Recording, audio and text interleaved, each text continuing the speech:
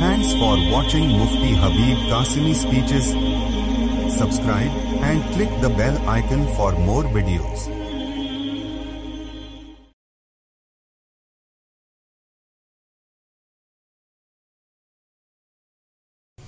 Alhamdulillahi wassalatu liwaliha. Qala Nabi sallallahu alaihi wasallam farqu ma bainana wa bainal mushrikeen ala ma'ima ala al-qalanis. আমাদের এবং মুশরিকিন মূর্তি পূজারীদের মধ্যে পার্থক্য হচ্ছে মুসলমানরা আল্লাহ নবী সাল্লাল্লাহু আলাইহি সাল্লামের অনুসারীরা কি করবে, টুপির উপরে কি পরিধান করবে, পাগড়ি পরিধান করবে। এই কালানি শব্দের দ্বারা ফিনাফসিহি টুপিটা তো সাব্যস্ত হয়ে গেল, কিন্তু রেওয়ায়েতটা মুহাদ্দিসিনদের কাছে কিছু কথা রয়েছে, কালাম যাকে বলা হয়। ইমাম তিরমিজি রাহমাতুল্লাহ আলাইহি বলেছেন যে ইসনাদুহু লাইসা বিকাইম। ইমাম তিরমিজি রাহমাতুল্লাহ আলাইহি এই রেওয়ায়েতটাকে নকল করেছেন, কিন্তু শামাইলে তিরমিজি শারা জামুল ওয়াসাইল এর মধ্যে লেখা হয়েছে হুজুর সাল্লাল্লাহু আলাইহি সাল্লাম থেকে তিনটে পদ্ধতি সাব্যস্ত রয়েছে জামুল ওয়াসাইলের মধ্যে, তিরমিজি শারার মধ্যে।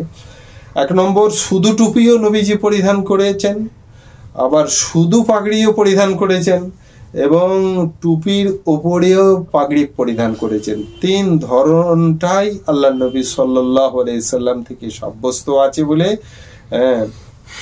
কিসের মধ্যে এসেছে, শামাইলে তিরমিজি শারা আল ওয়াসাইলের মধ্যে এসেছে, জামুল ওয়াসাইলের মধ্যে। তো ভালো হচ্ছে যে টুপির উপরে পাগড়ি হওয়া ভালো পদ্ধতি, যেটা সেটা হচ্ছে টুপি পরে তার উপরে পাগড়ি পরিধান করা। আর এই অবস্থায় অবলম্বন করে নামাজ পড়াটা হচ্ছে মুস্তাহাব, কিন্তু বিনা টুপিতে শুধু পাগড়ি অথবা বিনা পাগড়িতে শুধু টুপি পরে নামাজ পড়লেও সেটাও বাঞ্ছনীয়, এটাও ঠিক আছে। তবে এইরকম করা যার দ্বারা বুঝে আসছে যে এর কোনো গুরুত্বই নেই, এই মনে করে তাকে বর্জন করা, আহমিয়ত না দেওয়া, তার গুরুত্ব অনুধাবন না করা, এটা কিন্তু ভুল পদ্ধতি। মৌলানা আব্দুল হাই সাহেব লখনবী রহমতুল্লাহ আলাইহি লিখেছেন যে এই বিষয়ে আমি খুব চেষ্টা করেছি, খুব খোঁজাখুঁজি করেছি, কিন্তু কোথাও পাইনি। কিন্তু একটা জিনিস, নিজের আব্বার একটা আমি লেখনী পেয়েছি। তিনি লিখেছেন, আমার আব্বাজান এই পাগড়ির এত বেশি তার মধ্যে ব্যবহার্য ছিল বা ইহতিমাম তিনি করতেন যে কোনো লোকজনের মজলিসে তিনি উপস্থিত হলেও পাগড়ি পরে যেতেন, বিনা পাগড়িতে যেতেন না। কোনো বিশিষ্ট মজলিস হলেও সেখানে বিনা পাগড়িতে বসতেন না, উপবেশন করতেন না, হাজির হতেন না। এরকম ভাবে কোনো ব্যক্তি যদি এইরকম তার অভ্যাস হয় যে কোনো প্রোগ্রামে শরিক হয় না বিনা পাগড়িতে, তো এইরকম ব্যক্তির জন্য বিনা পাগড়িতে নামাজ পড়া মাকরুহ। এই জন্য যে বিনা পাগড়িতে নামাজ পড়া এই সিয়াবু মেহনার মধ্যে তখন অন্তর্ভুক্তি হয়ে যাবে। যে পরিধানের বস্ত্রটা পরে আমি শ্বশুরবাড়ি যেতে পারবো না, যে পরিধানের বস্ত্রটা পরে আমি শপিং মলে গিয়ে শপিং করতে পারবো না, সেই রকম ন্যূনতম এবং মানে খুব রাজিল টাইপের, খারাপ টাইপের পোশাক পরিধান করে যেমন নামাজ পড়া মাকরুহ, ওই রকম চিরাচরিত যাদের অভ্যাস পাগড়ি পরিধান করা, তাদেরও পাগড়ি বর্জন করা নামাজের মধ্যে, এটা মাকরুহ। মৌলানা ফাইজুল হাসান সাহেব গঙ্গাহী রহমতুল্লাহ আলাইহি, যিনি উসুলে শাসির হাসিয়া লিখেছেন, মুসাল্লাম সুবুতের হাসিয়া লিখেছেন, হুসামির হাসিয়া লিখেছেন, রশিদিয়ার হাসিয়া লিখেছেন, তিনি ওই হাসিয়ার মধ্যে একটা জিনিস গোপন আছে যে তিনি রমজান মাসের মধ্যে প্রচন্ড গরম হওয়া সত্ত্বেও তিনি ঘামে ঘর্মাক্ত শরীর হয়ে যেত, ঘর্মাক্ত শরীরে। তারপরে তিনি শেরওয়ানি পরতেন, পাগড়ি পরতেন, তারপরে তারাবির নামাজ পড়াতেন। মুসল্লিরা বলতো, হুজুর এই শেরওয়ানিটা বাদ দিয়ে তারাবিটা পড়ালেই আপনি পড়েন, এত ঘেমে এত কষ্ট পান, পাগড়িটা না পড়েও তো আপনি তারাবিটা পড়াতে পারেন। তো তিনি তখন বলতেন যে, বন্ধুগণ, বিনা শেরওয়ানিতে আমি কেমন করে আল্লাহ তাআলার কাছে সামনে দাঁড়াবো? কারণ আমি অন্য অবস্থায় যখন এত রেয়ায়েত করি, তাহলে নামাজে বিনা পাগড়িতে, নামাজে বিনা শেরওয়ানিতে আমি আল্লাহ তাআলার সম্মুখে কেমন করে হাজিরা দেবো? এটা তো লজ্জার বিষয়। আমি সামান্য ব্যক্তি বিশেষের জন্য যদি, সাক্ষাতের জন্য যদি, প্রোগ্রামিং এর জন্য যদি এগুলো ব্যবহার করি, আর আমি আল্লাহর সামনে দাঁড়াবো, দণ্ডায়মান হব, তো সেখানের জন্য আমি সাজবো না? তো ওই গরমের মধ্যে, আর ইউপির গরম তো এরকম হয়, সবারই জানা। ওই দুর্দান্ত গরমের মধ্যে তারাবির নামাজ পড়াতেন, খতমে তারাবি পড়াতেন, আর শেরওয়ানি পরে, পাগড়ি পরে। তবে একটা জিনিস এখানে প্রশ্ন এসেছে যে পাগড়ি কতটা লম্বা হওয়া বাঞ্ছিত? পাগড়ি জামাউল ওসাইলের মধ্যে এসেছে, হুজুর সাল্লাল্লাহু আলাইহি সাল্লামের দুটো পাগড়ি ছিল। কটা পাগড়ি ছিল? আল্লাহ নবী সাল্লাল্লাহু আলাইহি সাল্লামের মধ্যে জন্য দুটো পাগড়ি ছিল। একটাকে সোগড়া বলা হতো আর একটাকে কোবরা বলা হতো।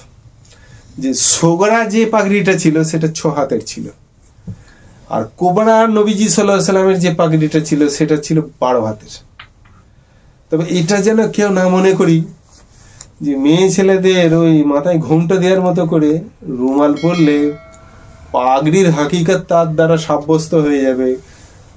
পাগড়ির যে এহতেমাম করা, সেটা তার দ্বারা প্রভাবান্বিত করা, এটা বাঞ্ছনীয় নয়। আর তথাকথিত বিশেষ করে এই লাল রুমাল পরা আমাদের আকাবিররা একদম পছন্দ করেন না। আমার পীর ভাই, এখন বর্তমান দারুল উলুম দেওবন্দের যিনি মুহতামিম মুফতি আবুল কাসেম নোমানী সাহেব, এবং পাশি মাদ্রাসা দারুল উলুম জাকারিয়া দেওবন্দ এর মুহতামিম হযরত আনিস ভাই, দুজনেই আমার পীর ভাই। একবার আমি বেনারসে 2 হযরতের সঙ্গে ইতিকাফে আছি, তো আনিস ভাই তখন বলছেন, দেখেন আমি লাল পাগড়ি পরতাম, রুমাল পরতাম।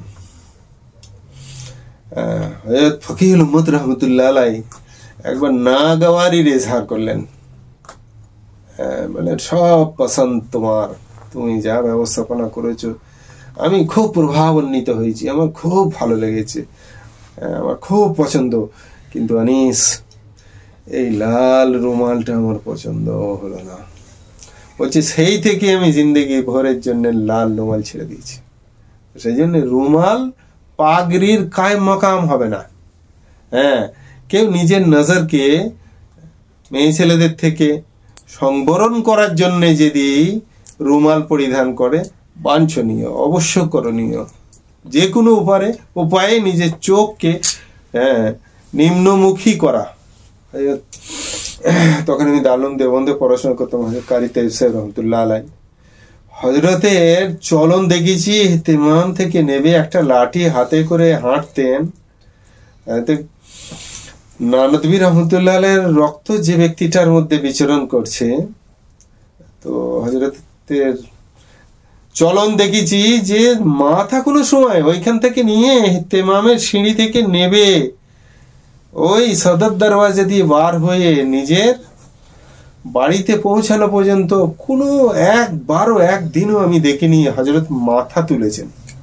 মাথা নিচু করে করে হযরতে দেখলেই যে কেউ মানুষ বলবে যে হযরত হয়তো এরকম, মানে মাথাটা কুঁজো টাইপের, ঘাটটা মাথাটা সবসময় এইরকম হয়ে হযরত চলতেন। তো নিম্নমুখী হয়ে চলা তো নির্দেশিত, ওয়ালা তামশি ফিল আরদি মারাহা, অহংকার বশত মাটিতে না চলা, এবং মেয়ে ছেলেদের থেকে পর্দা করার জন্যে, বাইরের মেয়ে ছেলেদের সঙ্গে পর্দা করার জন্য যদি কেউ রুমাল পরিধান করে তাকে আমি স্যালুট করি, সাধুবাদ। কিন্তু ঘরের মধ্যে রুমাল পরা, নামাজের মধ্যে রুমাল পরা, যদি শীতকালীন বিষয় হয়, শীতের জন্য যদি হয়, ঠান্ডা থেকে মানে আত্মরক্ষার জন্য, তাহলে যে কোনো কিছু দিয়ে জড়াজড়ি করা, চাদর হোক রুমাল হোক দিয়ে গলাটা ঢেকে নিয়ে, মাথাটা ঢেকে নিয়ে ঠান্ডা থেকে সংবরণ মানে বাঁচার জন্য, সেটা তো অনুমোদিত। কিন্তু বাঞ্ছনীয় নয় কালার রুমাল আমাদের ব্যবহার করা, তথাকথিত, যার মধ্যে সাদালের কতটা ইমকান থাকে ফোকাহাদের সঙ্গে বসে আলোচনা করলে তো বুঝে আসবে। এই জন্য এগুলো বর্জনীয়। আল্লাহ তাআলা আমাদের আমল করার তৌফিক দান করুন। ওয়া আখিরু দাওয়ানা আলহামদুলিল্লাহি রাব্বিল আলামিন।